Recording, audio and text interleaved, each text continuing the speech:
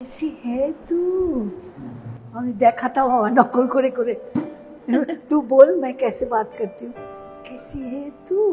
आजकल सब चल रहा है ठीक। হাসিও পায় এখন। সত্যি যাচ্ছে দিদি মারা গেলেন আমি ফুলটা দিতে যাচ্ছি মা সরস্বতীকে পড়েই গেল। তো আশাজি মাঝে মাঝে রেগে রেগে हमारी एक्सप्रेशन चुराते हैं।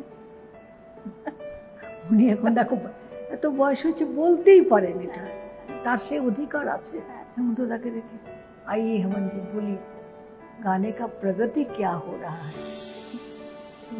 হেমন্তদা ভীষণ ঠিক প্রগতি অধোগতি हो रहा है। আরতি মুখোপাধ্যায়, এই নামটা শুনলেই এক লহমায় অনেকগুলো গান আমার মাথায় ভিড় করে এবং প্রত্যেকটা গান মনে হয় না যে এগুলো কয়েক দশক আগের সুর করা বা লেখা। প্রত্যেকটা গানই যেন এই সময়। আর ঠিক যতটাই তার গানগুলো সুন্দর শ্রুতিমধুর, ঠিক ততটাই দিদিও কিন্তু ওরকমই নরম মনের মানুষ, আর সব সময় একটা মিষ্টি হাসি লেগে আছে। দিদি কেমন আছেন বলুন? ভালো আছি।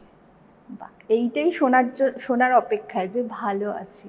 দিদি সব সময় আপনার মুখে হাসি লেগে থাকে, আর আপনি মানে এখন আমরা বলি না যে অন ক্যামেরা লোকজন একরকম, অফ ক্যামেরা একরকম হয়ে যায়, আপনার কোনো ওই বিভেদ নেই। আমি দেখি মানে আমরা আগে কত গল্প করছিলাম, এবং এই যে ভালো থাকাটাই তো এখন খুব জরুরি হয়ে পড়েছে এই অস্থির সময়ে দাঁড়িয়ে। হ্যাঁ, এখন নানান রকমের কমপ্লিকেশন এসে গেছে না, আর যত দিন যাবে আরোই হয়তো আসবে। কোনো সেটেলমেন্টের ব্যাপার নেই, কন্টিনিউয়াসলি কিছু না কিছু প্রবলেম একদম এসে যাচ্ছে।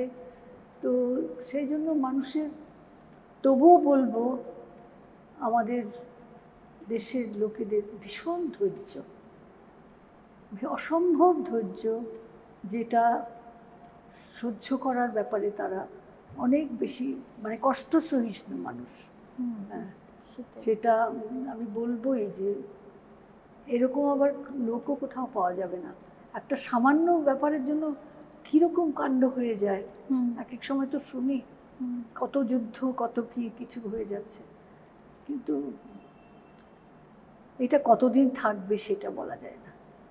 সেটাই এই ধীরজ, এই শান্ত ভাবটা। হ্যাঁ দিদি, আপনি তো মুম্বাইতেই বেশিরভাগ সময়টা থাকেন। হ্যাঁ, তো কলকাতায় যখন আসেন, এখন যখন মাঝখানে আপনি করোনার সময় অনেকদিন আসেন, 2 বছর আসেনি। হ্যাঁ 2 বছর আসেননি, তারপরে এখন অনেকেই বলছে যে কলকাতাটা কোথায় যেন বদলে যাচ্ছে, মানে সংস্কৃতির দিক থেকে, মানুষজনের দিক থেকে, সব দিক থেকে কলকাতাটা কোথায় বদলে যাচ্ছে। আপনার কি কখনো মনে হয়েছে কলকাতায় এসে যে কলকাতার তার চরিত্র বদলে যাচ্ছে? একটু তো বদলেছেই, সেটা ঠিক বলা যায় না, আর বদলাতে বাধ্য, কারণ তা না হলে মানে যারা যে কাজ করেন সেখানেও তাদের কিছু ফেস তো করতে হয়, সেটাই কারণ হয়তো হবে।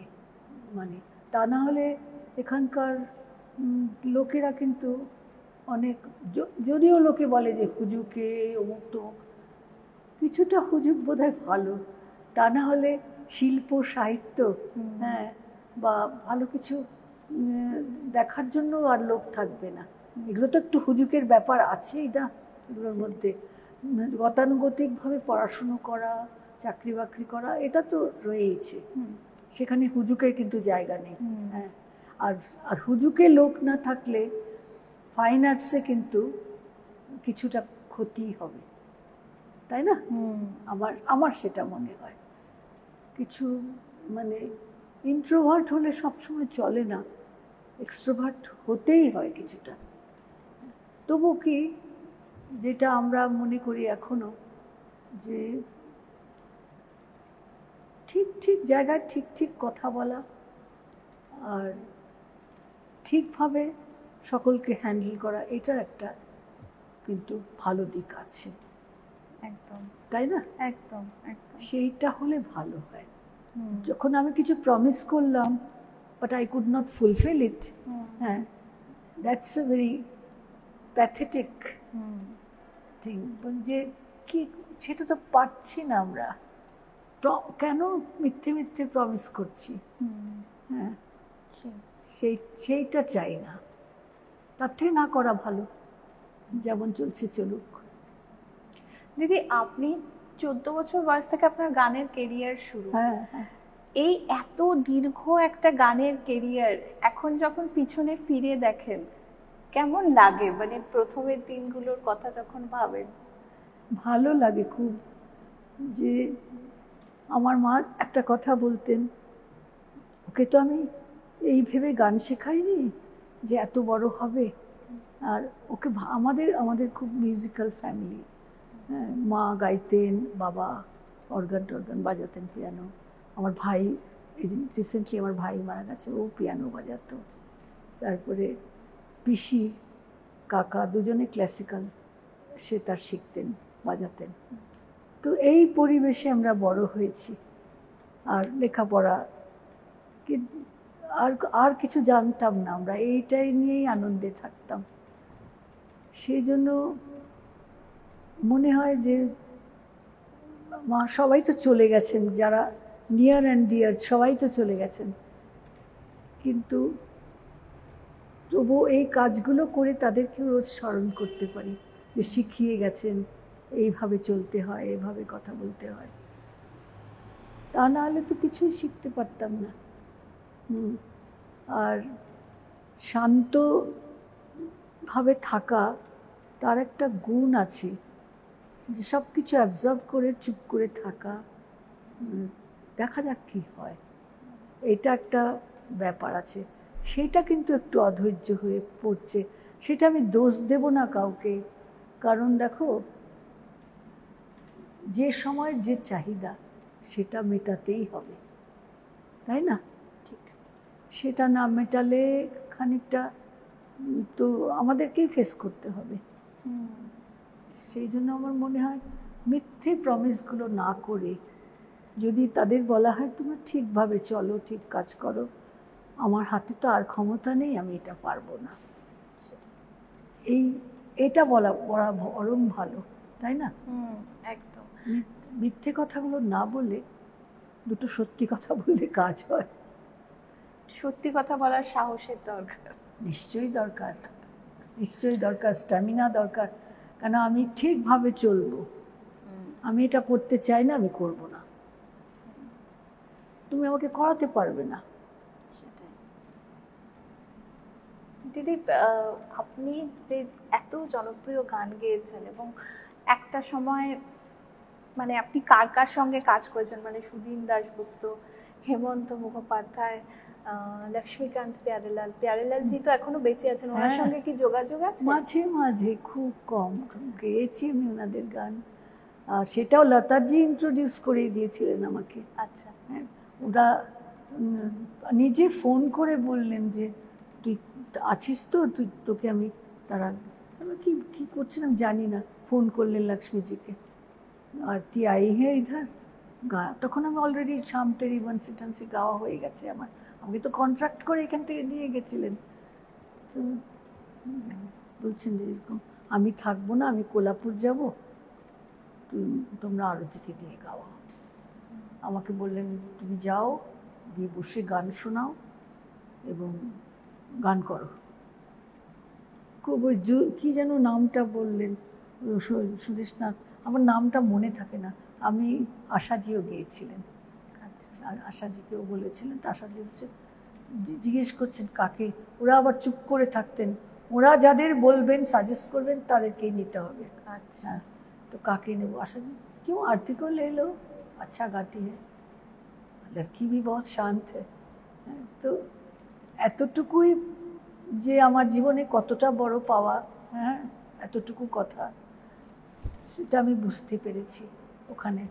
আমি কোনোদিন কোনো অন্যায়ভাবে কোনো আর্গুমেন্ট করিনি।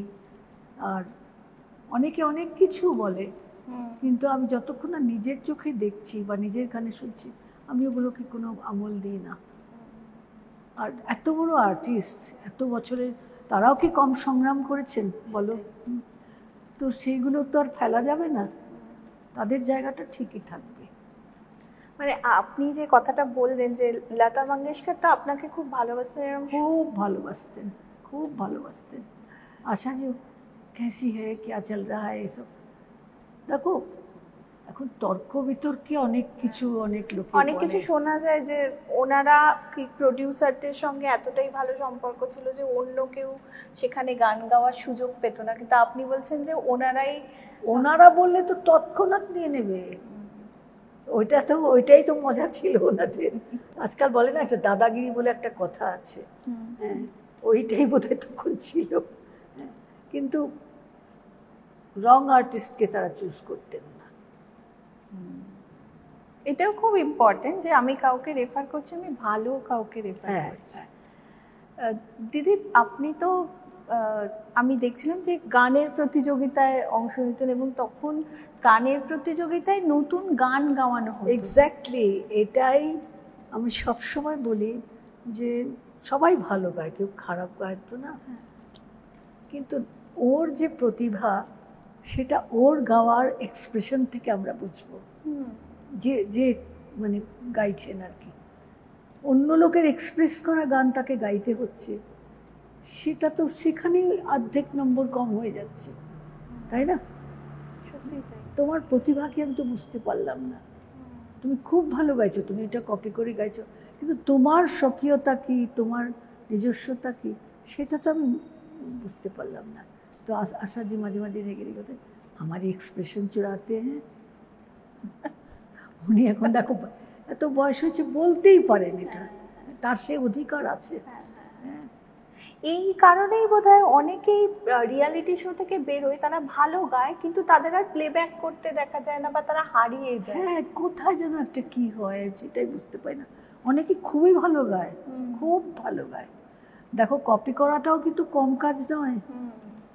কি শক্ত শক্ত গান ওনারা গেয়ে গেছেন, লতা দিদি, আশা দিদি, কিন্তু সেটা কপি করে যে গাইছে সেটার তো একটা মূল্য আছে। সেটা আমি উইথ মানে ফুললি রেসপেক্ট দিচ্ছি, রেসপেক্টফুলি আমি বলছি।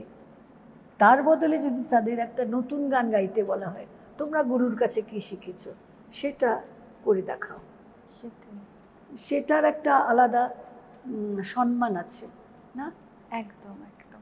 আমি একটু আগে শুনছিলাম যে আপনার একটা রিসেন্টলি আপনি একটা অনুষ্ঠানে গান গেয়েছেন এবং সেখানেও আপনি নাকি সেই একই পিচে গান গেয়েছেন, একটা দুটো গান হাফ নোট কমিয়েছেন, কিন্তু এখনো মানে এখন কি সেই রোজের রেওয়াজটা আছে? হ্যাঁ, এত সকাল থেকে ছোটাছুটি, কিছু ওই 1 ঘন্টা 8 ঘন্টা ওই কিছু না পারি 8 ঘন্টা 15 মিনিট সারেগামাপা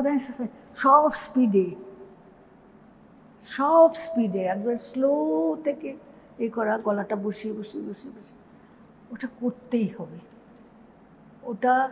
ওটাও আমার লতা দিদিদের কাছে শেখা। এমনি যে রেয়াজ করছি, কার কাছে শিখছি ইত্যাদি ইত্যাদি সেসব হলো, কিন্তু ইয়ে করতে सूरज उठने से पहले रियाज कर लेने का।